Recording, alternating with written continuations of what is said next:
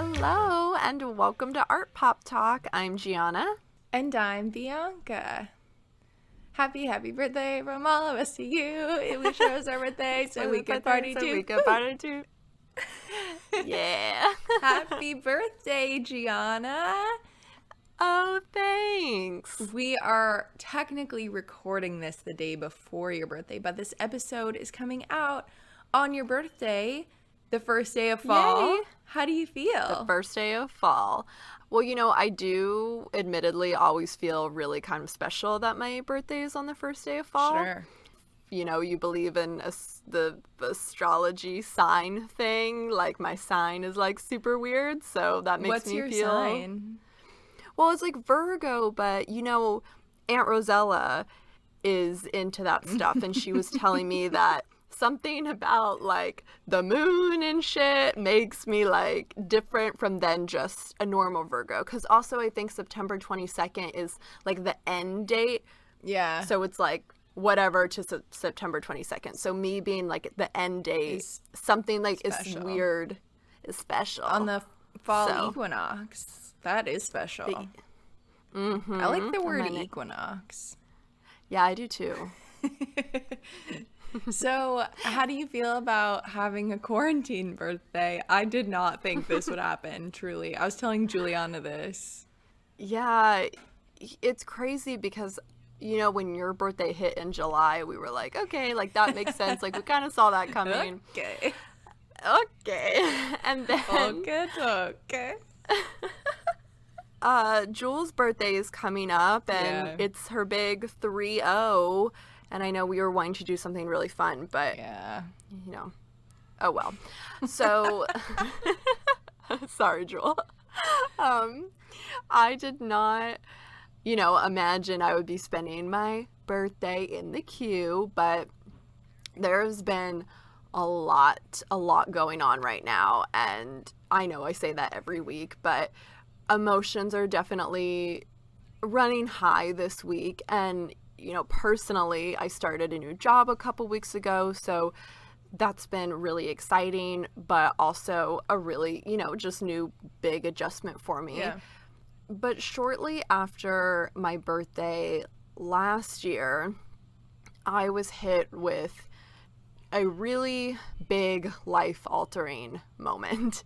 And I knew at some point I would probably share this part of my personal life with the Art Pop Tarts, but this past year, I have been struggling and living with a chronic pain condition. So to see how I have just been coping and learning and listening and honoring my body in new ways, and just to see how far I have come is really, the only celebration that I need or I could ask for right now. So, at this time, it can be, and in past times, it has been mentally and very physically debilitating. And to come to this milestone of sorts, from this year marker, has given me the chance to look back and just say, damn, like, look at what I'm doing now, look at what we have created, and look at what I survived. And you have survived 100% of your worst days. And that's probably just the most important thing that I could ask for. As much as I would love to get turned at the club right now, I am going to take what I can get. Well, I love you, and I'm super proud of you for everything. I mean, you graduated school, you're working on overcoming this, you got a job, we started a podcast. It's been a busy year, sis. For all the shit that you've gone through, that the world has gone through. Yeah. I'm just so proud of you for looking on the bright side and thinking positively. And yeah. Well. So happy birthday. 23. 23. Cheers, sis, to 24. Thanks. So, as a follow-up to last week's discussion, I was talking with our artist friend Jen Johnson that I mentioned in our Q&A, and they were telling me some interesting things about their new program and this piece that they were currently working on, for which I modeled for, and we were talking about last week. So they showed these images in their class critique, to which this discussion about the nude body unfolded with their peers. So anyways, they reached out to me thinking I could provide some helpful insight based on the criticism that they received in class. So I talked to them about it and thought it would be interesting to dive into this discussion of nudity a bit more. And also, I just live for the art class critique drama. Oh, like, yes. That's where it goes down. Oh, can I interrupt really quick? I guess. Yeah. I guess. I'm really sorry, but it just reminded me of, I was gonna make like a joke that I thought was funny about how like I would totally watch a reality show about art class drama. But then it reminded me that the producers of the Great British Baking Show have a new show on HBO Max called The Great Pottery Throwdown. Am I the only one who's like so happy about this? I'm excited about it, but a little part of me is like, are you gotta be fucking kidding me? I think it's the cutest thing I've ever seen. Ooh, okay. Also, side note, just fun fact that Gianna, just found out the other day, is that Dan Levy was one of the hosts for the Canadian baking show, Best Baking Show. Did you know that? No, bitch. I've got to get on Canadian TV. They got Dan Levy, they got Eugene Levy, they have Catherine They have O'Hara, all the which Levies. is the world's treasure. They have all the Levies. Anyways, that is a thing that exists, and if anyone knows how to watch that, just, help Tartlet out. Okay, so back to Jen. I'm so sorry I interrupted, but I just needed to give everyone that PSA about the Great Pottery Throwdown on HBO Max. All right. Well, it was a good interruption. Cool, So okay, sorry. I won't do it again. Jen texted me and said, hey, I have a question. A couple of the digital images I've made using the images of you, aka me, have been accused of being erotic and male gazy. So they go on to say that their concept has shifted, and Jen says, I actually figured out I'm gender fluid. Surprise! So I'm exploring using skin as a universal surface for approaching the body in a non-binary way, by also trying to figure out the balance between gender specificity and gendered assumptions / visual expectation. They say I'm still early in that concept, so I'm sure that isn't coming across visually yet. But I'm basically wondering if these images are considered erotic because the poses are inherently erotic, or is it because the model, aka me, is assumed to be female? And are there direct indicators of absolute certain femaleness because of breasts or lack thereof, to me, don't always indicate that someone is positively cisgendered. But I could also be missing something that's giving away that information and making it seem intentionally sexualized and embracing the male gaze. So this was just really exciting for me I've seen Jen's work in the past, and to now have it evolve in this new direction is really exciting to find out, especially them understanding their own identity and own lens as an artist. I think is going to open up so many doors for them. Yeah. So these images that they sent me are two. So it's one of mostly my back, or I'm just going to refer to it, the model's back with their arms in their hair. And then the other one is them laying on the ground with kind of on their side, kind of, I don't know, twisted in a way, but you can see, anatomical parts that read as being female on the outside. Sure. And looking at these images, this was my response to Jen. Okay, I can see how maybe they would draw these assumptions on a surface level, whereas you and I don't see it because we are so used to depicting the nude female body as female or non-binary artists. So it's already possibly taboo in their eyes that you are objectifying the body, and probably can't see past it yet. Where they see a male gaze-like position, I see you reclaiming female/non-binary agency through these positions that men have used to depict the body. I actually see this more in the one where I'm sitting in, because we see this fascination with women's backs in art and how that's just seen as being very highly erotic through the male artist's eye. Right. So I would ask, why can't a non-binary person make these post-human bodies part of the gender/identity landscape? Why do we think it's not okay to appreciate and include these bodies in the art world? Why can't these bodies be sexualized by an artist who identifies as such? As you said, because I have external female anatomy, it is hard for the viewer to know that the image is a person who doesn't identify with this gender. So you'll have to find that way to make that, visually communicate. And that's what they're really up against. So to cut this story short, we kind of workshop some ideas, but Jen goes on to say that they think their next step is to use perceived cis male models and place them in the same poses and see how that reads, and maybe even placing them in conjunction with and or superimpose on the perceived female model, because they notice that they don't get the same kind of criticism when they use models that look like they are male. So this is just going to be interesting and exciting for a variety of reasons. But Jen says, which I agree with, that mostly the male figure is sexually dead compared to the female figure. So just kind of the juxtaposition, between the way that men and women in those terms have been displayed will be interesting if they intermix the two. Yeah. So again, this was really exciting and got me thinking.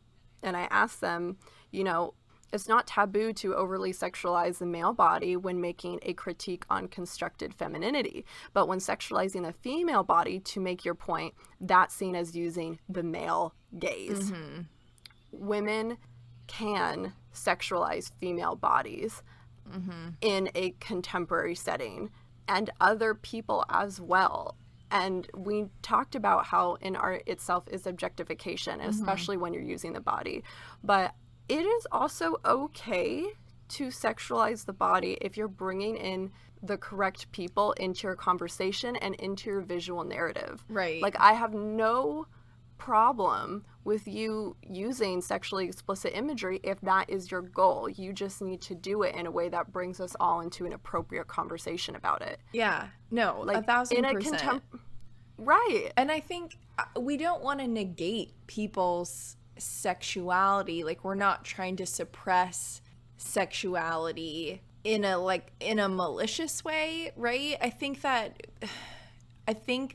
in art history we have this kind of built up idea that every time we see a naked lady, it's problematic, and that's not necessarily the case. But because so much of it is, when you take an intro art class, when you're looking at not contemporary artworks, it's hard not to see that malicious male gaze and a problematic sexualizing of the body. But I don't think that when you're looking at contemporary art, or even, when we've talked about artists like Gluck, and not that Gluck is sexualizing bodies, but they are not a contemporary artist. You have to look at the broader context, and I think it's important to, especially with someone like Jen, listen to what the artist is saying and really kind of embrace a variety of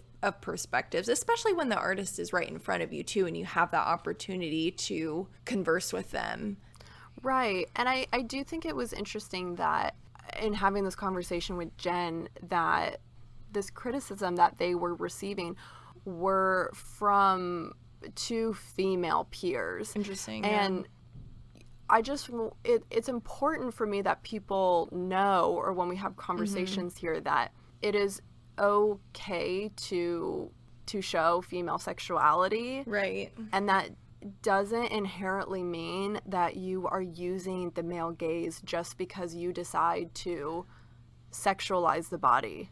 Right. So, and the male gaze is just so inherent with a heteronormative perspective too, Gianna, like you just said. I mean, women can sexualize other women, and women can sexualize men, and anyone can sexualize any body. I think it's kind of a narrow perspective to think about the male gaze in every context. It is important, and we should talk about the male gaze often, but it's not like a male gaze fits all, you know? Yeah, and I think that's the misconception, is that it's like, oh, it's a naked body, like, oh, we're using the male gaze. And it's like, no, like, you have to think more critically than that. And the male gaze is not a cop out for you to, like, not look and appreciate what is there. Right. Yeah, so yeah. I sent Jen this piece that came up on my feed from the Nasher Sculpture Garden, and it's a piece by Barry X. Balls, Sleeping Hermaphrodite, is representative of a body that exists outside traditional gender binaries. So anyways, to cut this short, I will put an image on our resources page, but I sent it to Jen because we had just talked, and thinking of our conversation earlier about the depiction and the use of just the word hermaphrodite in ancient sculpture. Yeah. It might be another layer of, you know, art history to play into or to think about. And so, you know, as you were trying to correctly and appropriately talk about non-binary people and represent bodies that, you know, have not been fairly depicted or represented in the past. And so this also just opened up a really interesting conversation, because Jen is having a really hard time finding examples of, you know, non-binary artists and artworks of the human form, both historically and in a contemporary setting. Yeah. I don't know. It was just such an interesting conversation. And, you know, we just went down the spiral of why does everything have to be like so gendered all the time? Right. And, you know, I think at the end of the day, for Jen's work, it's really to break down those constructed gendered visuals. Yeah. And well, it's also interesting because we are experiencing something in a very sensory way, but whenever we discuss these things, it's also hard when we don't have the language for it, right? Our language does not necessarily allow for us to talk about all those things with ease all the time. We have to finagle how we're going to talk about how we're feeling and what we think we're seeing. To end our conversation, Jen points out some really critical questions that I think are going to be good for us all to reflect on. Yeah. So they say, I don't necessarily want to completely remove or dismantle gender, because like you said, the body is just completely burdened with these gendered assignments that are super ingrained in us. What I really want is the viewer to second guess themselves, to be pressed to continually ask themselves, is this a woman? Is this a man? What is a woman or a man exactly? This is a nude figure that looks like a woman or a man, but are they really? And why does that matter? And if it does matter, why? I love that. Great things to think about, great conversation. Just really wanted to share that just because we got those good questions last week. Right. And if you haven't yet, everyone go follow Jen. We've linked their stuff on our Instagram, but we'll link it again this week for you. We'll probably be posting some stuff for you, but and there's a picture of my Nike stamp Your on Nike stamp. Instagram. I love that. Well, I'm really glad that you got to talk with Jen. What a week, though, that it's been. I can't believe the last time we recorded. I feel like it was eternity ago. Yep. So I feel like this past week has actually been the longest week in quarantine for me. I think by now we've all heard about the passing of Justice Ruth Bader Ginsburg. Gianna, how are you doing with that? Well, you know, as I said, emotions are running high this week, and the devastating passing of Justice Ruth Bader Ginsburg is, of course, part of that. Part of me is really struggling because we all know what losing her means politically. Yeah. And I understand that we have been enduring a horribly divided presidency. And because of this climate, both sides of the spectrum are taking a call to action now. And I also know that come November, we all need to be taking action if we are going to get through this. But she just deserves so much more than us already racing and blocking and fighting each other over that seat. Yeah. So I don't have it in me to probably say much more than that right now, but just to our notorious RBG and beloved Supreme Queen, thank you for backing the people who didn't reap the same benefits and privileges as you, and thank you for proving and defending both men and women to show that equality can be obtained. Yeah. I feel Gianna knows this about me, but I tend to yell a lot when I'm processing things, and I get really, really extremely angry before I can kind of calm down and actually be able to think through it. So I was eating dinner on Friday night and I got a text in our family group with the news. And I just immediately got this overwhelming sense of anxiety and anger. And then I began to process what I felt internally. And I got more mad because I shouldn't be mad. I shouldn't be mad and scared at this news. I should be able to grieve and celebrate the life of an amazing woman who did so many good things and not be scared about my life, about the lives of minorities and women and LGBTQ peoples.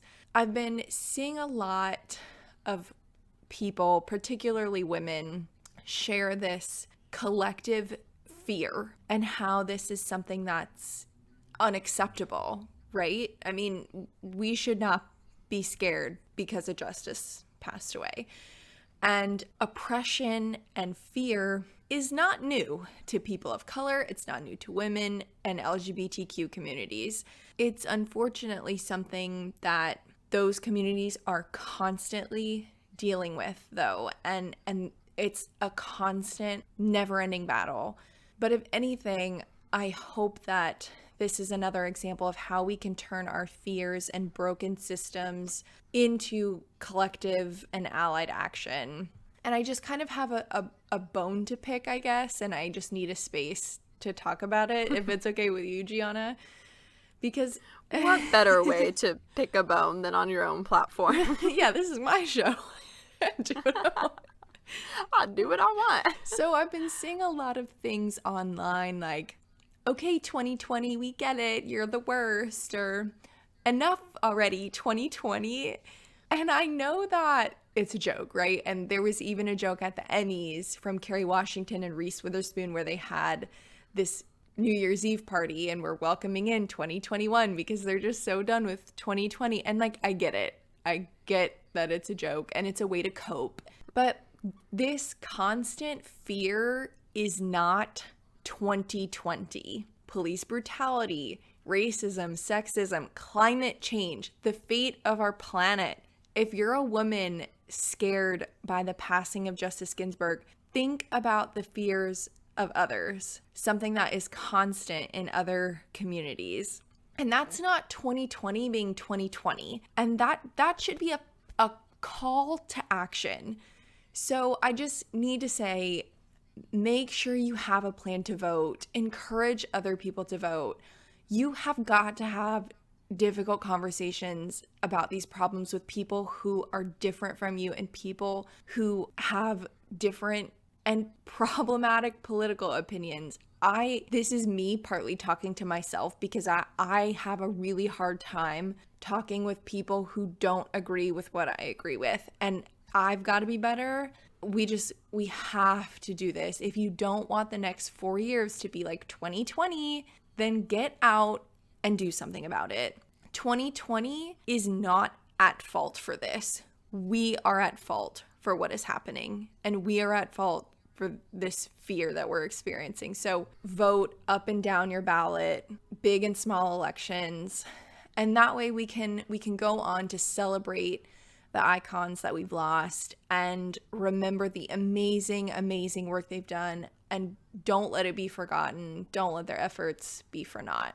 That was a good bone to pick. Thanks. I just really, I needed to get some feels out. Yeah.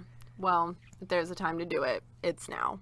So, a positive of this past week. There has been a couple. We got a music video from Lady Gaga. It was 911. And she also did an interview with our favorite Sunday show, CBS Sunday Morning. So I can't believe Lady Gaga was on like the Sunday show that I watched. She was so cute. If there ever was a silver lining, like, God damn it, it's this. I know. So far we have had, visuals and music videos from Stupid Love, Rain on Me, and now 911. And I would say 911 stands out as being a bit more visually different than the others, just based on like costume and setting wise. Yeah. In Stupid Love and in Rain on Me, we have this other foreign setting that looks like it wasn't, so much of this earth. And 911, we have a more earthly or tangible setting, but also spliced with these other like worldly or like religious motifs. Yeah. But the coherency between Rain on Me and 911, and what I think we will get more of just based on the small performance we got at the VMAs, is that there's this moment of, I don't even know what to call it. It's like transition or recollection, perhaps, when we go into Chromatica and then Gaga returns back to her consciousness, and we specifically got that in 911. Right. Well, it's interesting that you said 911 feels contrastingly earthly, even though it's not. Like it is and it isn't, because we're looking at this dreamscape and there are worldly elements that feel more like a time lapse in a way than subconsciously at first. So when you watch the beginning of the video, there are things that do feel very tangible, but then, Jenna, like you said, when we see, I don't know about you, but the ending just shook me. I really wasn't expecting that, but that breakage where it's such a harsh transition back into this seething, painful reality. It's so fascinating to watch and to experience. Oh, no, completely. And the transitions in each of the music videos, and also audibly, like, let's think about the transitions that we have just on the album. Right. That transition that goes into 911 is probably the most abrupt too. Right. And well, and I think that, sorry, go ahead. It was interesting. I was kind of expecting a transition at the beginning, but I think it's because I'm also used to seeing the transition on TikTok, where we have like the visual change that happens at the beginning of 911. So we had it at the VMAs too, right? So she's up in the space, and then we have Chromatica 2 that plays, and then it brings us, like, we are taken with her into the space of Chromatica. But with the 911 music video, we're taken out of Chromatica. Right. So we are already there, and we don't know that we're there. And then we are abruptly pushed out of it. And we're pushed out of it because of trauma. Right. And so I wanted to maybe briefly just give a little bit of background about the music video. Gianna and I will, again, we'd like to talk about this in full. If you haven't yet, watch the video. Obviously, there are a ton of Twitter threads. I retweeted a lot on Art Pop Talk's Twitter to pick up on those details of the music video. So if you've seen the music video, there are two parts, like the dream space and then reality.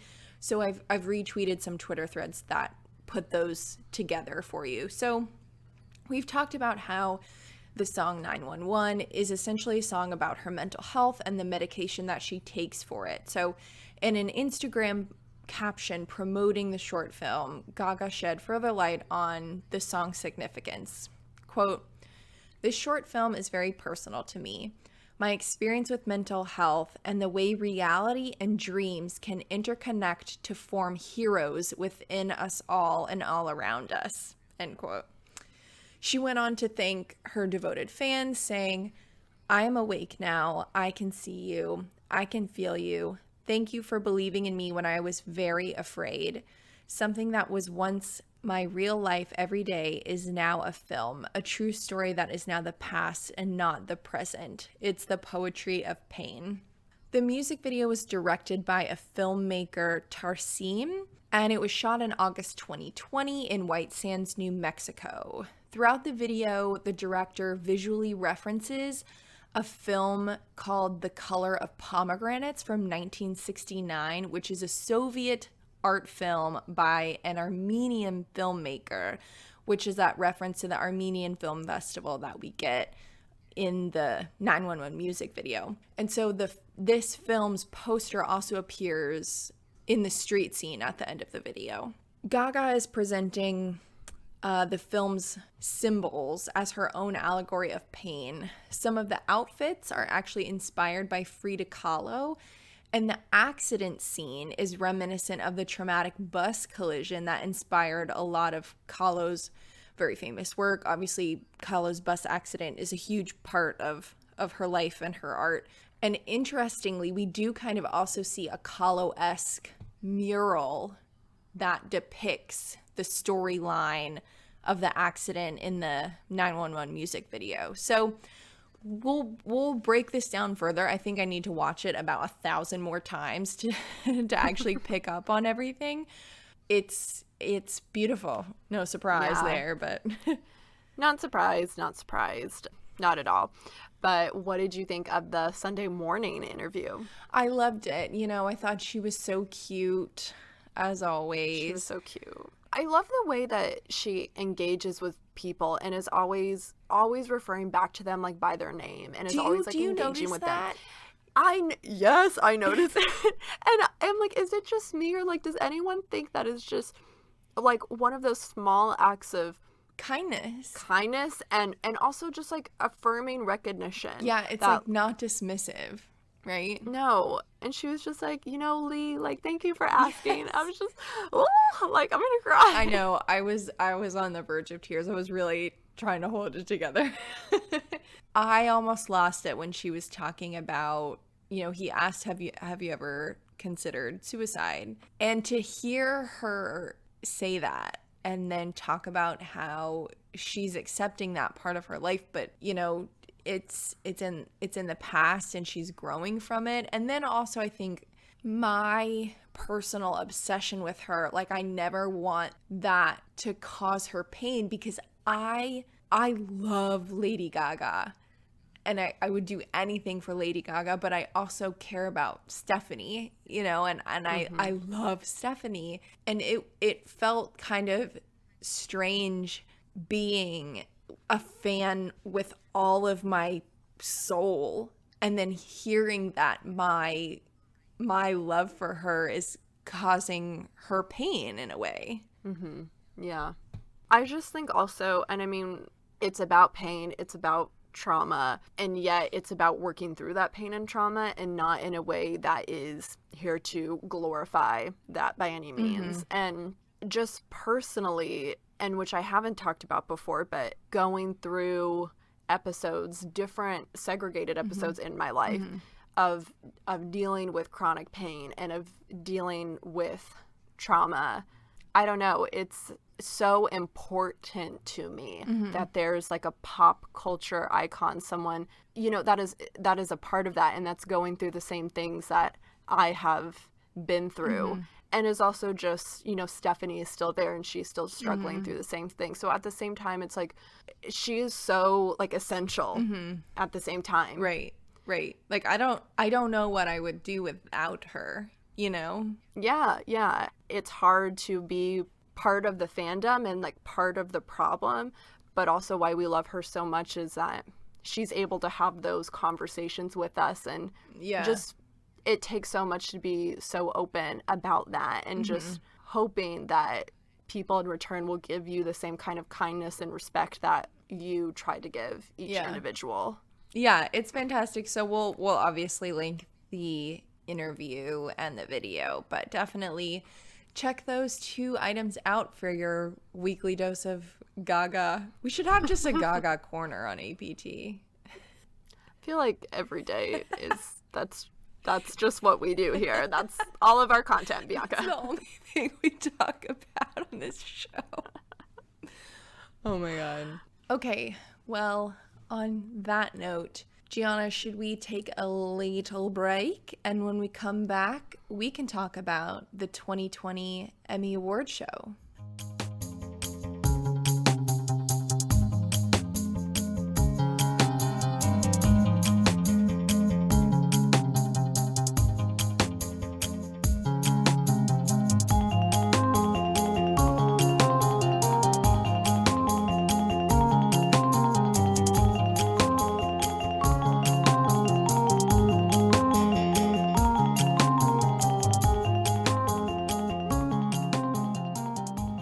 Welcome back, everybody. So, Gianna, are we ready for a little art pop talk? I am ready.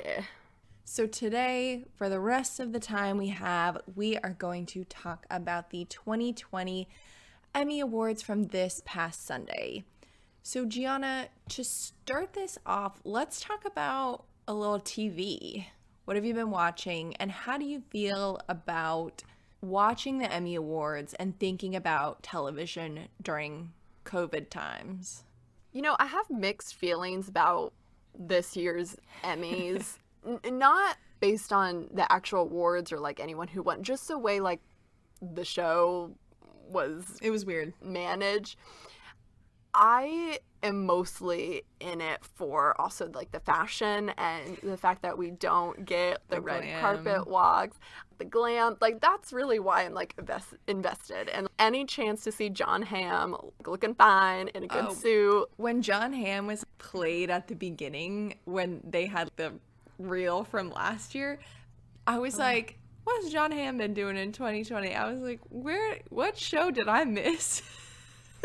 That Jon Hamm is here for.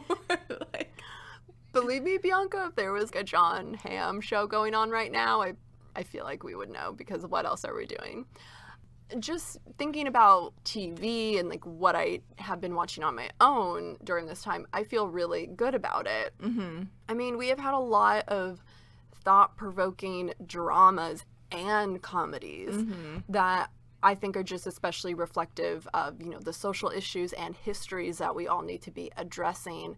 I don't know, the creativeness and accessibility and the impact of these shows are just really important, because you can be telling your fellow art pop tart about this cool show that you were watching and have a really profound and important and possibly uncomfortable conversation without maybe even realizing that's what you were partaking in. And that's why these things are so important. And that's why the Emmys this year, you know, were supposed to be like so important. And so, you know, we love like the cheesy jokes and stuff. That's all part of it. But like when you don't have like a crowd laughing, I'm just like, okay, why is there a llama here? Yeah, I felt like the jokes did not land for me. I was not, you know, I get that comedy is a reflection of the times, and we have comedy like SNL weekly is, you know, we have the cold open that's half the time dealing with shit at the White House. But for some reason I just couldn't get into the jokes at the Emmys this year. It felt very weird. But I liked what you said a second ago, Gianna, about like having those conversations with other people, because in the middle of the award show, the director of the Television Academy came out, which, you know, they always do at the award shows. They do it at the Golden Globes and the Oscars, and they always say the same thing about now more than ever, like film and TV are impacting our lives and blah, blah, blah, blah, blah. And you're like, okay, they just come out because they're on TV or whatever.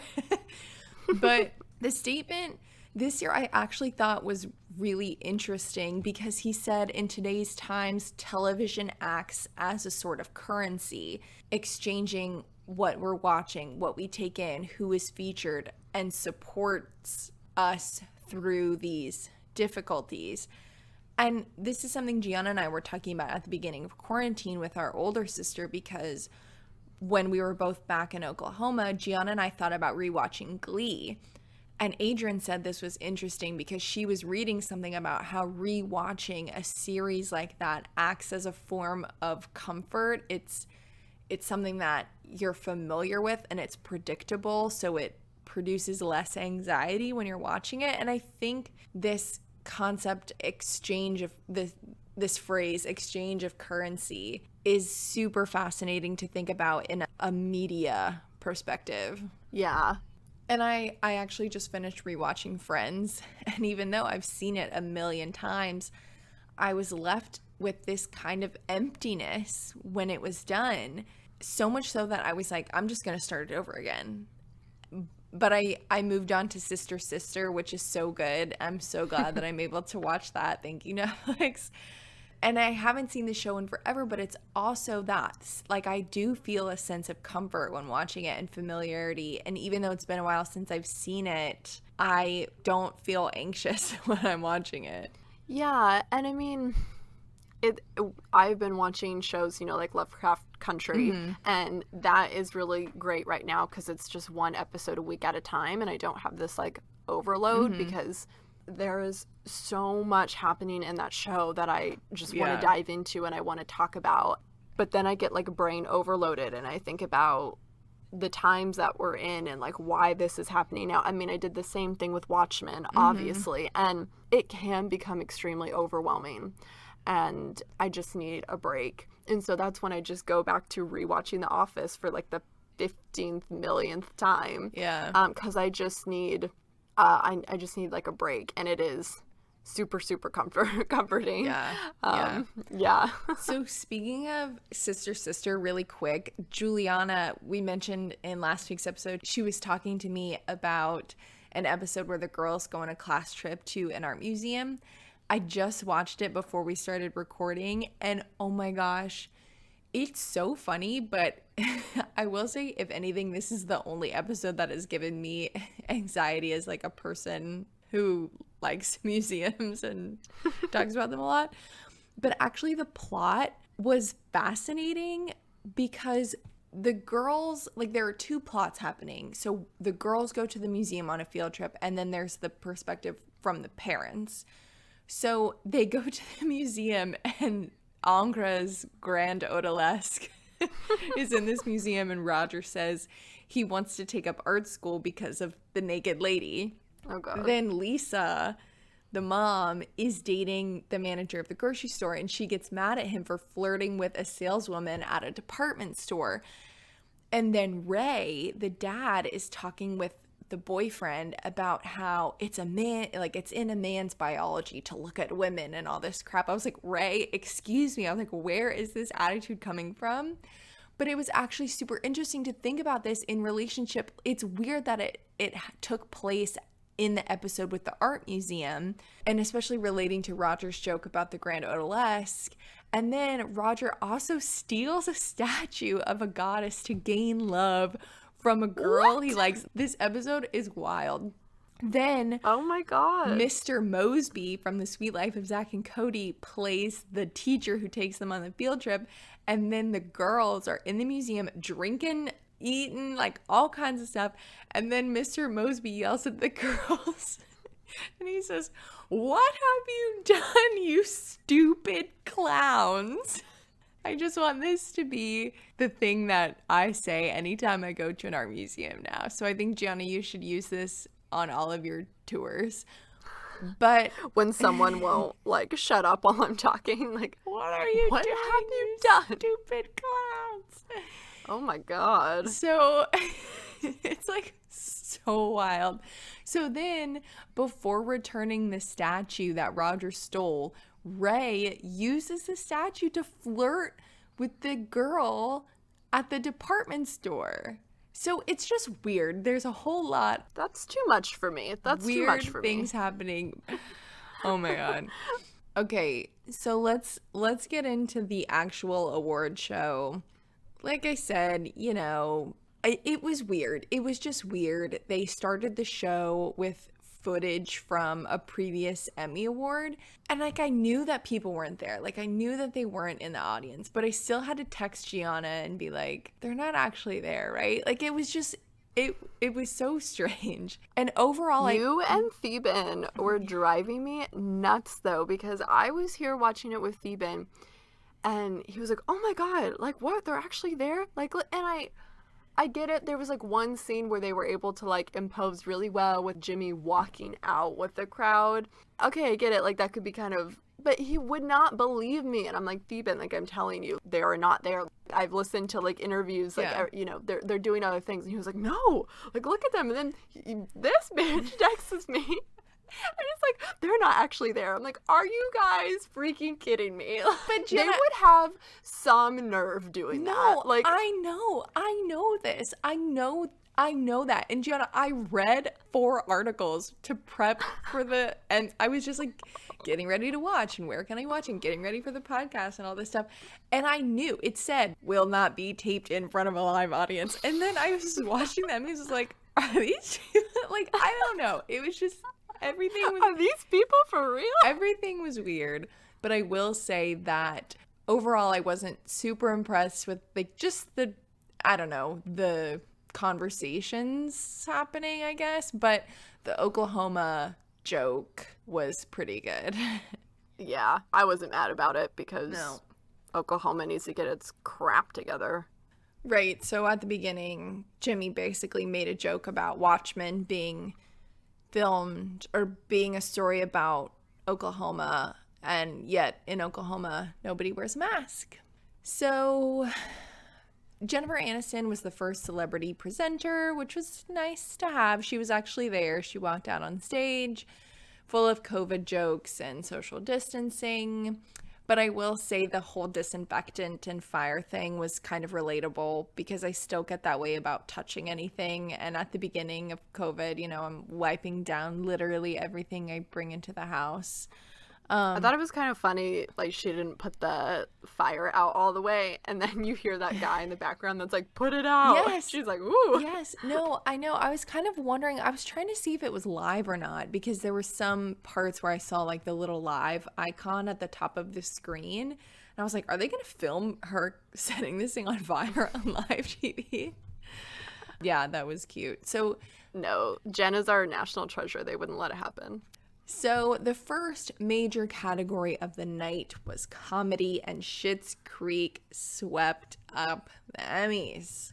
Okay, yes, not mad about it at all. Catherine O'Hara taking home Best Actress.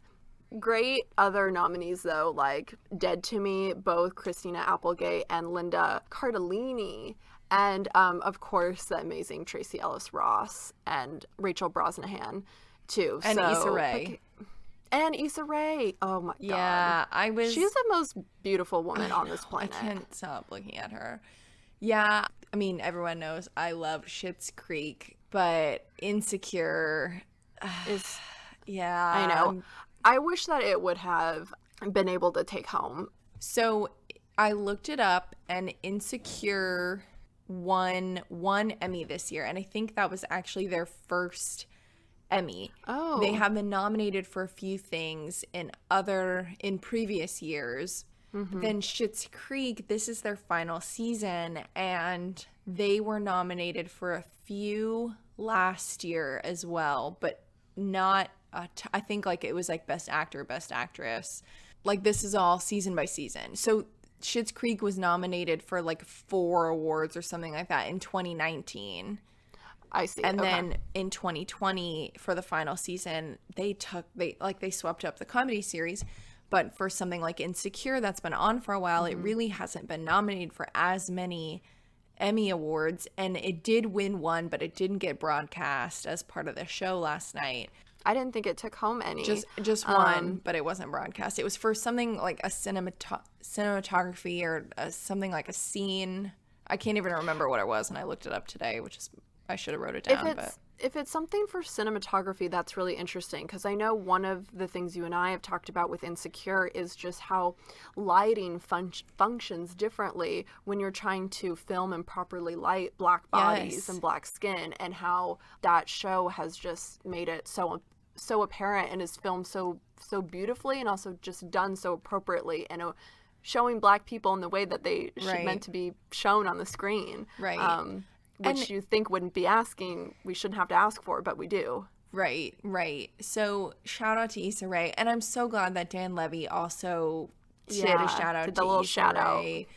And I will say, I think, I mean, obviously, I love the show Schitt's Creek, but I was so glad that during the Emmys, Dan really emphasized the point that it's a show about love, and it is a show about, even though it's like this rich white family like loses all their funds and has to move to a town, it's a show about being inclusive and being tolerant of other people. And then, I mean, Patrick and David's relationship, I think, is going to go on to be one of the most iconic relationships that we've seen on television. And what's so interesting too is, I was thinking about this because Dan also brought up, or maybe it was Eugene who brought up, kind of Netflix putting Schitt's Creek on streaming and then bringing that to American audiences. And I'm just wondering if they would have swept the Emmys like they did if it wasn't for something like being put on Netflix. And then Dan tweeted something today, and he said, quote, "A gentle reminder that TV shows need time and space to lay foundation, to develop and to grow.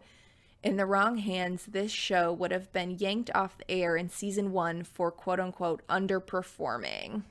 So it's just really interesting that something like Schitt's Creek has also come to be where it is now at something like the Emmys, whereas Insecure is an HBO show that's been on for several years now. And not that it should matter, and not that it does matter. Well, I don't know what the right mixing of words is here, but Insecure hasn't collected those Emmys in a sweep like Schitt's Creek has, even though it probably would have been nothing if Netflix hadn't put it on streaming, you know? Yeah. Something to think about. Yeah, just really interesting. But there were a lot of other great shows in the comedy category that I watch. I do, The Good Place. We have watched Dead to Me. Gianna, you watch Rami. Yes, Bianca turned me on to the Keep It podcast, which is a Crooked Media pod, and they did an interview with Rami Youssef, and it was so good. And I was just out for like my morning walk, and it was I think like a 30-minute interview with Rami. And I hadn't heard about the show, even though it's on Hulu and there's 2 seasons of it. It is fantastic. There are multiple nominations for it this year as well. Rami Youssef was also nominated for Best Lead Actor, but then that went to Eugene Levy. Did you see his tweet? I did. Okay, so that's the thing I was going to talk about next, is the whole like Kia commercial thing. It's like, I get that they have to have like sponsors and stuff, but I'm like, Kia is like not wasting any time getting all it can get from COVID. You know what I mean? Right. And so I was curious. I'm like, did they really drive to all these places? Because some people were like in London. Like, not everyone was in the U.S. Right. And I was also curious about the boxes that they got. Right. But then when like Rami was out there and tweeted or posted that video, he's like, when you lose your Emmy. I was like, curious. They actually went to the houses? Right. I was curious to see like how many extra Emmys, or like how many Emmys did they make for people not to get one? You know what I mean? Yeah, How does that work? I don't know. And so I was thinking, like in some situations where they pre-recorded where they're not, but then I noticed, everyone from the Schitt's Creek family was together in a space, and every time Dan went up to get his Emmy, they only gave him what I think like one of them actually, and other times he just went up to like do his speech. Right. So I'll probably never know exactly how they ended up doing it or working out. Yeah. I think all in all, like, they did a pretty good job, but I don't know. It was all like based around this like Kia sponsorship thing, which I just like can't deal with. Yeah. So then after the comedy category kind of concluded with Annie Murphy, Eugene Levy, Dan Levy, and Catherine O'Hara all taking Emmys home for the actor and actress category, we got these little segments. So Issa Rae also did a segment about pitching her show, and then America Ferrera did one, and Lena Waithe did one. And I liked them. I thought it was a great concept, but Jenna, they were short. And I thought they were filmed kind of weird. Like when it turned to black and white, it was like an infomercial or something. It was just the filming of an interview felt weird also. I felt like their stories were cut off. Yeah. Like I felt like there was more that needed to be said, or that was just almost like the beginning part of like their journey. And it was just this little like tidbit that like we got, and then it moved on to the next person. And I think I could have done less with the car commercials and more of like those meaningful conversations and interviews. Right. That I feel like that's what this Emmys was supposed to be about. And like I understand that they did the best they could, and circumstances are hard, but I just thought they could have used their time maybe more wisely. Yeah. And I think that we were okay with maybe getting rid of some of the kitschiness that we get with the Emmys, with like the fun jokes that are really fun to do when everyone is there. Mm-hmm. I think I could have maybe done without some of that and had more of you know, the other stuff, and just have those meaningful conversations. Yeah. So then we moved to the limited series category. Regina King was one of the first nominees to win for Watchmen. She was wearing a great shirt for Breonna Taylor and was one of the first to give respects to RBG during the night. You know, this was something also interesting, I thought, what people were wearing. Like, some people were dressed up, like Zendaya and Tracee Ellis. Oh, my God. Whew, that gold dress. She looked fantastic. But, like, the ladies from Friends, we had Lisa, Jen, and Courtney. They were all casually dressed. Rami Youssef was looking super casual. Sterling K. Brown wore a BLM t-shirt on stage. You know, so I thought that was really interesting to see the kind of juxtaposition of the casual versus red carpet. And, you know, I think it's nice. Like, Zendaya, of course, was a queen in her glam. And I think it's nice to get dressed up when you have a special day, especially in COVID. But I think it also would have been weird, right, to see everyone in glam and like the team that it takes to build your glam for a celebrity like that. But I just want to say Laverne Cox, though. I'm so glad that she was able to come out on stage, because I could not with her look. Oh my God.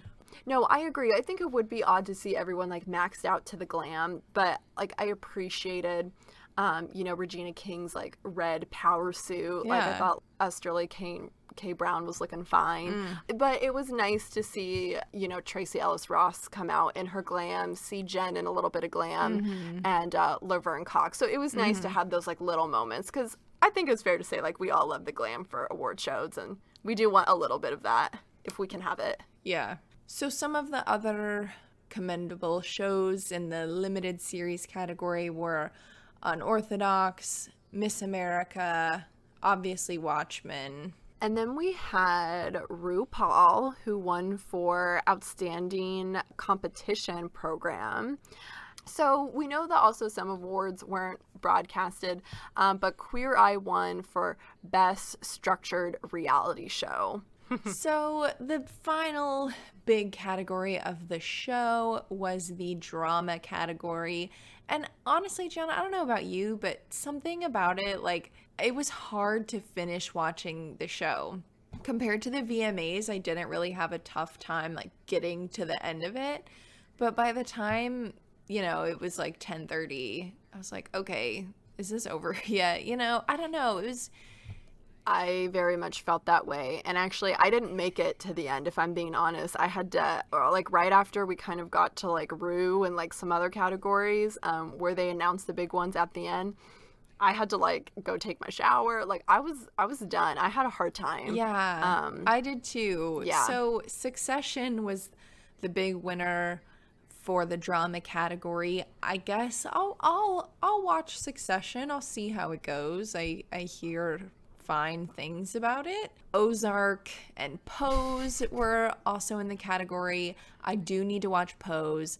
Gianna and I, we've talked about this, but we are not fans of Ozark. Like, I know people like it, and that's fine. It's just not I'm just my show. not here for Jason Bateman either. No, I'm not.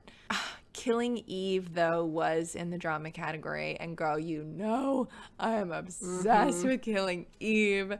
Sandra Oh also wore a bomber jacket that had something along the lines of all Black Lives Matter written in Korean on her bomber jacket. Euphoria, The Morning Show, and The Crown were also up for noms in the drama category. Jenna, I hate to admit it, but I did not finish the last season of The Crown. You didn't? No, I didn't. Really? Yeah. I got like... That's interesting. Yeah, I got like halfway through, and it just, I don't know, it didn't have the same effect that the first two seasons had. I just got like bored. I wasn't... The new characters, or I don't want to say they're the same characters, but like the new cast just wasn't giving me anything that I felt super like compelled to watch. I would be interested in seeing like Princess Di and things like that in the upcoming season, but I have not watched The Morning Show just because I don't have Apple TV. I liked it. Morning Show, I was pleasantly surprised how much I actually enjoyed it.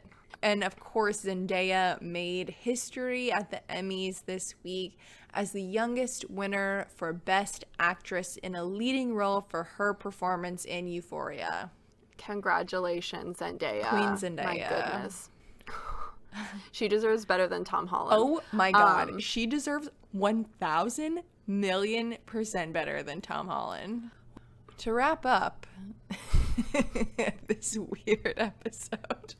This episode was a roller coaster. It was. Thanks for staying with us through the end if you made it. You know?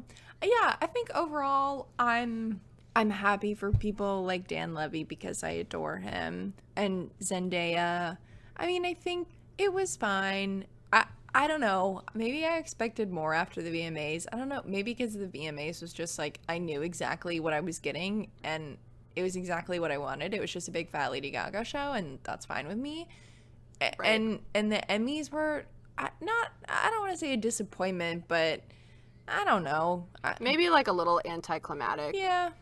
Yeah. One thing I do like about the Emmys is it does bring awareness to some content, you know, that I feel like I want to invest in, and we should be investing in people like Issa Rae and Insecure and good shows that are being made by good people.